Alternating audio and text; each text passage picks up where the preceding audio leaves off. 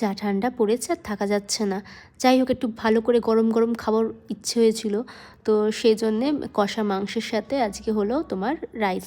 তো কষা মাংস আমি করতে কী কী লেগেছে দেখে নাও। তোমার মাংসটাকে ফার্স্টে ম্যারিনেট করে রেখেছিলাম, যা যা আদা রসুন তোমার দিয়ে, তারপর যা যা তোমরা মশলা দাও সে সব রকম মশলা দিয়ে দিলে ওর মধ্যে, দিয়ে কিছুক্ষণ ওটা ম্যারিনেট করে রেখেলাম। তার মধ্যে ছিল হলুদ, নুন, তোমার ধনে গুঁড়ো, জিরে গুঁড়ো সব কিছুই দিয়ে, আর একটু সর্ষে তেল দেওয়া হয়েছিল, দিয়ে মাখিয়ে তোমরা 2 ঘন্টা মতন রেখে দেবে। তারপরে একদিকে হচ্ছে আলুটা ভাজা হচ্ছিল।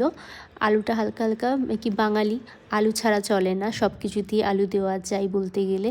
তো রোদটা উঠেছে কিন্তু বিশাল ঠান্ডা, কিছু করার নেই। যাই হোক, একটু গরম গরম ভাত দিয়ে খাবো, তো সেই জন্য আজকে কষা মাংস করা হচ্ছিল।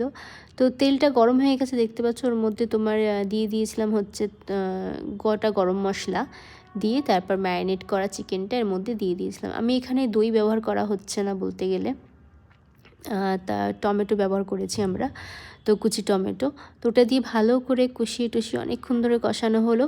আমার তো কি দারুণ লাগছিলো, কালারটাও দারুণ এসেছে বলতে গেলে। তো যাই হোক, এটা হচ্ছে এটা এখনও অনেকটাই কষে হবে, কষবে। আর এত ঠান্ডা পড়েছে না বাইরে, যখন দেখছি কুকুর বিড়ালগুলো কেমন করে সিটকে শুয়ে আছে, বিশেষ করে কুকুরগুলো। তো যাই হোক, নিচে গিয়ে আমি আবার কিছু ওদেরকে খাবার দিয়ে এলাম। তো আমি দিই মাঝে মাঝে, তো ওদের জন্য একটা আলাদা বাটি কিনেছি, তো ওর মধ্যে করে ওদেরকে একটু ভাত, একটু মাংস, যা হয় বাড়িতে বলতে গেলে সাধারণত, তো সেগুলোই দিই। ওরা সব কিছুই খায়, কোনো কিছু করে না, খুব ভালো ওরা। তো ওদেরকে একটু দিয়ে এসেছিলাম, দিয়ে এসে বাকি রান্নাটা এখানে হচ্ছে। দেখো, এর মধ্যে আলু দেওয়া হয়ে গেছিলো, কষানো হয়ে গেছিলো, তেল বেরিয়ে গেছিলো। তো তারপর এখানে আলুটা বেশ ঢেলে ওখানে ভালো করে আর একটুখানি নাড়াচাড়া করে মধ্যে জল দিয়ে তারপরে হয়ে গেছিলো রেডি। তো ভিডিওটা ভালো লাগলে প্লিজ সাবস্ক্রাইব করে দিও।